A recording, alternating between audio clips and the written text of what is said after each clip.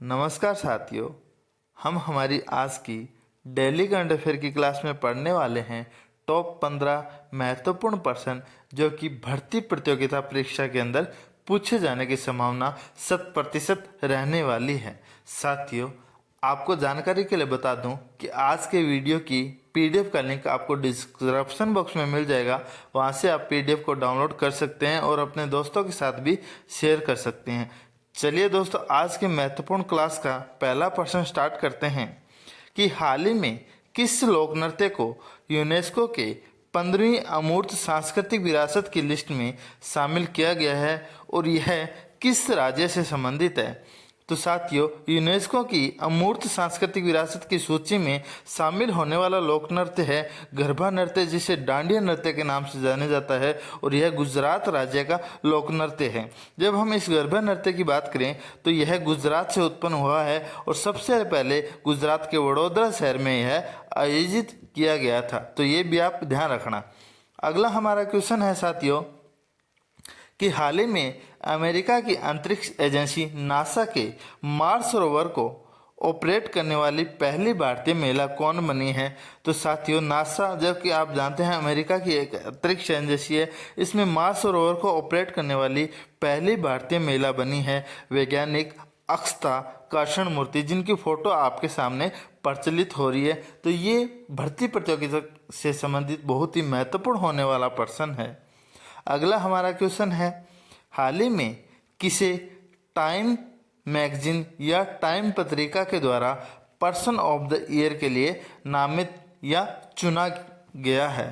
तो साथियों, टाइम पत्रिका के द्वारा पर्सन ऑफ द ईयर का खिताब जिस व्यक्ति को मिला है या जिस महिला को मिला है, तो ये वह अमेरिका की गायक गीतकार है जिनका नाम टेलर एलिसन स्विफ्ट है और आपके सामने इनकी फोटो प्रचलित है। अर्थात टाइम पत्रिका के द्वारा पर्सन ऑफ द ईयर इन्हें मिला है। अगला हमारा क्वेश्चन है, हाल ही में भारतीय मूल के किस उपन्यासकार लेखिका को सिंगापुर के सर्वोच्च कला सम्मान से सम्मानित किया गया है। तो साथियों, जिस उपन्यासकार लेखिका को सिंगापुर के द्वारा सर्वोच्च कला सम्मान से सम्मानित किया गया है वह भारतीय मूल लेखिका मीरा चंद्र है। इनकी उम्र 81 वर्ष है और उनकी फोटो आपके सामने प्रचलित है। ये उपन्यासकार लेखिका है। अगला हमारा क्वेश्चन है, हाल ही में आईसीसी की T20 रैंकिंग में नंबर 1 गेंदबाज कौन बने हैं। तो साथियों, ये क्वेश्चन बहुत ही इंपॉर्टेंट होने वाला है। आईसीसी T20 रैंकिंग में नंबर 1 गेंदबाज जो बने हैं वह भारतीय लेग स्पिनर रवि बिश्नोई है और इनका यह चयन ऑस्ट्रेलिया के खिलाफ जो अभी सीरीज हुई थी उसके बाद इनका चयन हुआ है। दूसरे स्थान पे राशिद खान है, तो ये भी आप ध्यान रखना। अगला हमारा क्वेश्चन है, हाल ही में एशियाई पैरा ओलंपिक समिति पुरस्कार समारोह में किस भारतीय को सर्वश्रेष्ठ युवा एथलीट का खिताब मिला है। यहाँ पे जो खिताब की बात हो रही है साथियों, वह भारतीय अर्थात सर्वश्रेष्ठ युवा एथलीट की बात हो रही है। तो यह है तीरंदाज एथलीट शीतल देवी को।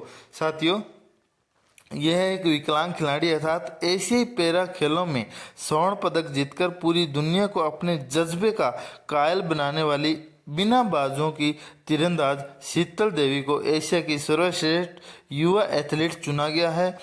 एशिया पैरा ओलंपिक समिति ने रियाद अर्थात सऊदी अरब में उन्हें एशिया के इस प्रतिष्ठित पुरस्कार से सम्मानित किया गया है। यह बिना बाजू वाली महिला खिलाड़ी शीतल देवी है। अगला हमारा क्वेश्चन है, हाल ही में फोर्ब्स द्वारा जारी दुनिया की 100 सबसे ताकतवर महिलाओं की लिस्ट में केंद्रीय वित्त मंत्री निर्मला सीतारमण को कौन सा स्थान मिला है। तो वह स्थान मिला है 32वां। 100 ताकतवर महिलाओं में भारत की एक महिला वित्त मंत्री निर्मला सीतारमण को चुना गया था और इन्हीं का स्थान 32वां इस सूची में है। अगला हमारा क्वेश्चन, हाल ही में किस लेखक को कमला देवी चट्टोपाध्याय NIF बुक प्राइज 2023 से सम्मानित किया गया है। तो साथियों, यहाँ पे बात की जाए कमला देवी चट्टोपाध्याय बुक प्राइज 2023 की, तो वह लेखक अक्षय मुकुल को उनकी कवि एगिए अर्थात एक व्यक्ति है, इनकी आत्मकथा पर writer, rebel soldier, lover, the many lives of Ajay के लिए लिखी है, अर्थात अक्षय मुकुल को इसके लिए चुना है। अगला हमारा क्वेश्चन है, हाल ही में टाइम मैगजीन ने किसे CEO ऑफ द ईयर के लिए चुना है, अर्थात टाइम पत्रिका के लिए वर्ष 2023 के लिए CEO ऑफ द ईयर के लिए जिस व्यक्ति को चुना है वह है सैम ऑल्टमैन, जिनकी फोटो आपके सामने प्रचलित है। ये क्वेश्चन बहुत ही इंपॉर्टेंट होने वाले हैं और इसीलिए मैंने इस वीडियो के अंदर जोड़े हैं। अगला क्वेश्चन, हाल ही में टाइम्स मैगजीन ने किसे एथलीट ऑफ द ईयर 2023 के लिए या 23 के रूप में चुना है, तो टाइम पत्रिका के द्वारा athlete of the year 2023 Argentina के फुटबॉल खिलाड़ी लियोनेल मेसी को चुना है और मेसी के नाम से यह अर्थात सबसे महान खिलाड़ी फुटबॉल मेसी को जाना जाता है।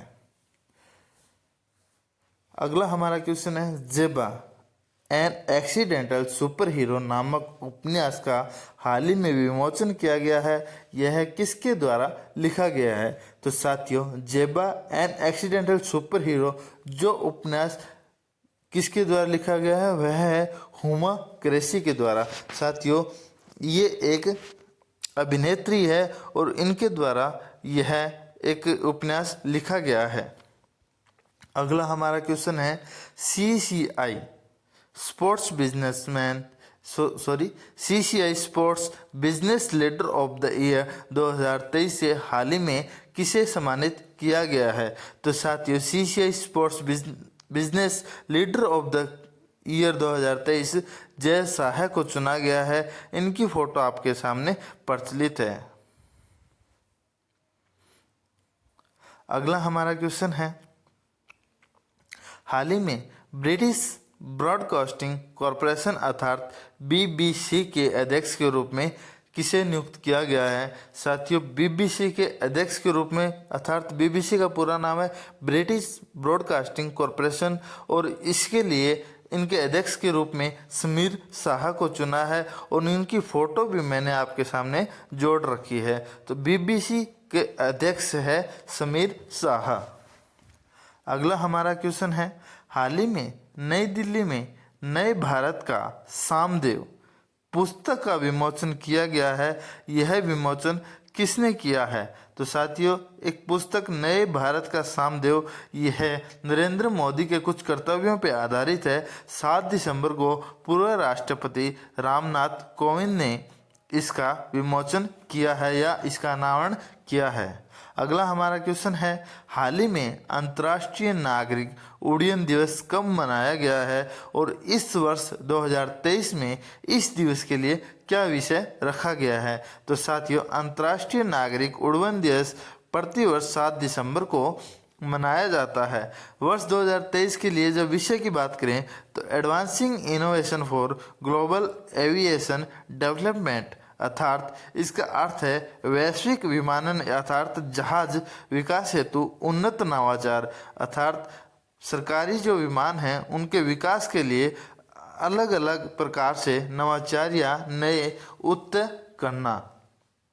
साथियों आज की महत्वपूर्ण क्लास हमारी यहीं समाप्त होती है, जिसमें हमने 15 डेली करंट अफेयर के प्रश्नों को पढ़ा है। साथियों आपको मेरी ये वीडियो पसंद आए तो मेरी वीडियो को लाइक और शेयर ज़रूर करें और अभी तक चैनल सब्सक्राइब नहीं किया है तो चैनल को सब्सक्राइब करना ना भूलें। धन्यवाद।